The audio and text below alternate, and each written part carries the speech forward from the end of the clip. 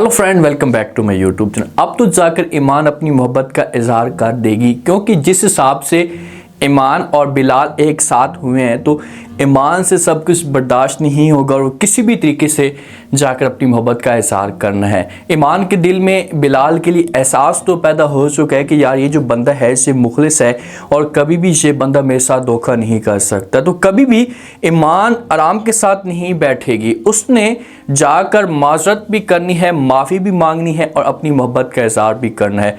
दो जो ख़ानदान है, आद का ख़ानदान और तैमूर का ख़ानदान, ये दोनों ख़ानदान एक दूसरे के आमने सामने आ चुके हैं। आद ने तैमूर के वालिद के सामने एक डिमांड कर दी है। उसने कह दिया कि भाई जो जायदाद बनती है, ये सारी की सारी जायदाद जो मेरा हिस्सा है वो मेरे नाम किया जाए, और तैमूर का वालिद कभी भी ऐसा नहीं होने देंगे। वो किसी भी तरीके से आद को हटाने की कोशिश करेंगे रास्ते से। तो अब नेक्स्ट एपिसोड के अंदर क्या इंटरेस्टिंग ट्विस्ट पैदा होता है, क्या तैमूर जो वो कोई बड़ी चाल चल सकता है। उस हिसाब से ज़ारा का बच्चा ज़ाया हुआ है ना, तो उसके बाद ज़ारा की आंखें खुल जानी चाहिए थी और ज़ारा कभी भी फिर ऐसा की घटिया हरकतें ना करती। लेकिन इतना सब कुछ होने के बावजूद भी ज़ारा को ज़रा भी एहसास नहीं है। ज़ारा सब कुछ अपनी आंखों के सामने देख रही है। जो इसने गुनाह देखा है तैमूर वाला, वो भी ज़ारा को मुकम्मल तौर पर यकीन है कि ईमान का कोई कसूर नहीं है, सारा कसूर मेरे हस्बैंड का है। लेकिन फिर भी ये किसी के साथ बात शेयर नहीं कर रही। तो देखना एक वक्त आएगा कि यही तैमूर होगा, ये ज़ारा को तलाक देगा, इसे किक मारेगा और हमेशा के लिए घर से निकाल देगा। फिर जाकर इसे एहसास होना है, ये फिर माफ़िया मांगेगी, लेकिन उस वक्त बहुत देर हो जाएगी और ईमान का जो ख़ानदान होगा ये ज़ारा के साथ नफ़रत करेगा, क्योंकि ईमान के दिल में अब इतनी नफ़रत पैदा हो चुकी है उस ख़ानदान के लिए कि ईमान जब उस ख़ानदान की शक्ल भी देखना चाहती। काफ़ी टाइम के बाद ईमान अपने मकसद में कामयाब हो जाती है। वलदैन के बाद सारा जो कामयाबी का हाथ है ये बिलाल का है। अगर बिलाल ना होता ना तो तैमूर जैसे कच्चा खाट जाता, आज ईमान जिंदा भी ना होती। जिस हिसाब से तैमूर इसके पीछे पागलों की तरह भाग रहा था। कामयाब होती है, वालिद को कॉल पे बता देती है कि पापा जान मुझे डिग्री मिल चुकी है और मेरी जो मंजिल थी वो पूरी हो चुकी है, मैं आज आ रही हूँ अपने घर में और उसके बाद फिर मैंने ड्यूटी पे जाना है। तो वालिद जो होता है बहुत सारे फूल लेता है और रेलवे स्टेशन पर पहुँच जाता है। ईमान जिस वक्त नीचे उतरती है तो ईमान अपने वालिद को लगाती है, दोनों मिलते हैं और वालिद जो होता है इस ईमान को हार पहनाता है और बात भी करता है और कहते हैं कि मैंने ये बात आपके साथ शायद क्लियर की थी, आपको साथ हो कि जिस वक्त आप डिग्री लेकर आएगी तो मैं जहाँ पर स्टेशन पे फूल बिछा दूंगा, तो आज मैंने वो सब कुछ कर दिया। तो ईमान को बहुत खुशी होती है और वालिद को भी बड़ी खुशी होती है, क्योंकि अब ईमान के पास वो वक्त आ चुका है कि जो ईमान के ऊपर इल्ज़ाम लगा है ना, तो ईमान अब इस इल्ज़ाम को किसी भी तरीके से क्लियर करने की कोशिश करेगी। जिस हिसाब से ईमान को झूठा साबित किया गया या जिस हिसाब से ईमान को बदकार कहा गया, तो ईमान के पास अब खुली छूट है, वो सब कुछ करने की कोशिश करे और तैमूर की ज़बान से सब कुछ निकलवाए कि भाई ईमान का कसूर नहीं था, ये सारा का सारा मेरा कसूर था। ईमान ने अभी तक बिलाल के साथ ये सब कुछ शेयर नहीं किया कि भाई मुझे जॉब मिल चुकी है और मैं बहुत जल्दी दोबारा से वापस कराची आ रही हूँ। हाँ, ये जिस वक्त जाएगी तो ये बिलाल का इसका सामना होगा, तो बिलाल और ईमान एक ही जगह पर इनकी जॉब होगी, तो ऐसा इन दोनों के बीच में जो मामलात होंगे ये भी बेहतर होना शुरू हो जाएंगे। जो आद है ना, आद ने अपने घर वालों के सामने और तैमूर के वालिद के सामने ये बात कर दी है कि भाई चाहे जो कुछ भी हो जाए, जो मेरा हिस्सा बनता है इसे मुझे अपना हिस्सा दिया जाए, क्योंकि इसे सारी की सारी जायदाद हड़प कर रहे हैं और इनको हमारी कोई भी टेंशन नहीं है।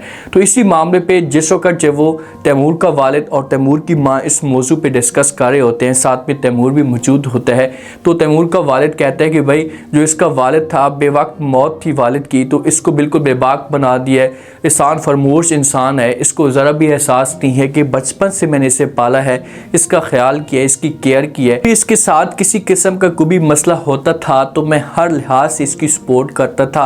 आज से बड़ा हुआ है, अपने मकाम पे पहुंच रहा है, तो आज हमारे सामने ये डिमांड कर रहा है कि हमें जो अपनी जायदाद दीजिए। मैं किसी भी सूरत में सब कुछ नहीं होने दूंगा, चाहे जो कुछ भी हो जाए। एक फूटी कोड़ी भी आग को नहीं मिलेगी। और तैमूर और आग के बीच में झड़प भी होती है। जिस हिसाब से तैमूर जो होता है इसे आद के ऊपर तंज करता है कि भाई आपकी तरह मैं यतीम नहीं होना चाहता, तो आगे से आद है, बिलाल तो है नहीं कि चुप हो जाएगा। तो आद भी तैमूर को मुंह तोड़ जवाब देते और कहते हैं कि अच्छा इसी वजह से आप जो वो ज़ारा को बेवा करना चाहते हैं। अब जिस हिसाब से ज़ारा ये बातें सुनती है ना, ज़ारा वहाँ पर मौजूद होती है तो ज़ारा की समझो कि इंसल्ट हो जाती है और ज़ारा मूड बनाकर वहाँ से चली जाती है। तैमूर भी आद की तरफ घूर घूर कर देखना शुरू कर देता है कि भाई किस किस्म का इंसान है ये, इसको समझ तक नहीं आती, ये ऐसी बातें कर रहा है, सबके सामने मेरी धोती खोल रहा है। तो आद जो है ना चुप तो नहीं बैठेगा। आद की माँ बात में थोड़ा सा आद को समझाएगी, प्यार से बात करेगी कि भाई आपको ये सब कुछ नहीं कहना चाहिए था, थोड़ा सा इस मामले पे सोचती।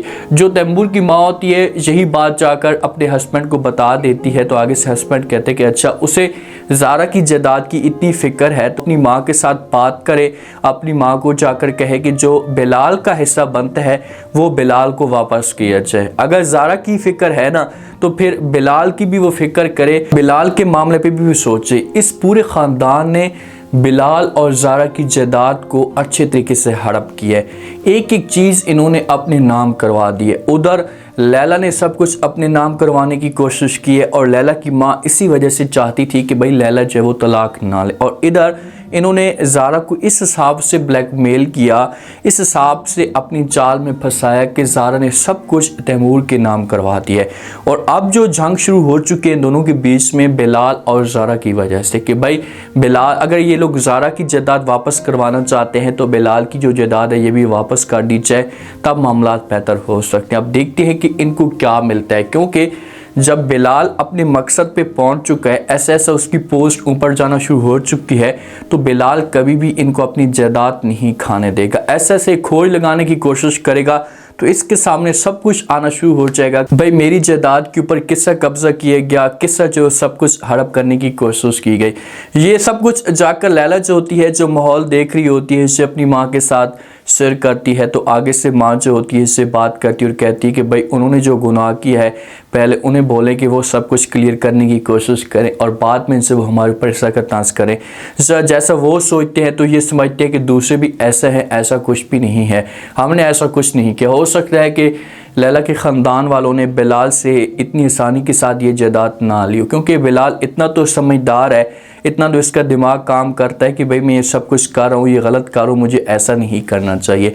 ईमान की लाइफ मुकम्मल तौर पर चेंज होना शुरू हो जाती है, अपनी पोस्ट पे जाकर बैठ जाती है। इसने अपने बालों का जो स्टाइल है और जो तौर तरीका है, अपना लिबास है, सब कुछ चेंज कर लेती है, बड़ी प्यारी लग रही होती है।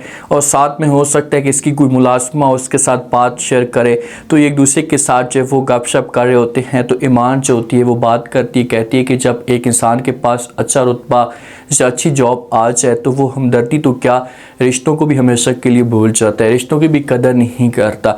तो यहाँ पर समझाने की कोशिश करेगी दोस्त इससे कि भाई चाहे जो कुछ भी हो जाए, अब आपके पास सारी चीज़ें आ चुकी हैं तो आपने रिश्तों का भी एहसास करना है और हमदर्दी भी करनी है दूसरों के साथ। अब जिस वक्त बिलाल अपने ऑफिस के अंदर मौजूद होता है ना, हो सकता है कि ईमान को जो जॉब है वहीं पर मिले कि भाई आपने भी वहीं पर जाकर अपनी जॉब कंटिन्यू करनी है, और ये बिलाल की नीचे रहेगी। जब जाती है चेहरे के ऊपर मुस्कुराहट होती है।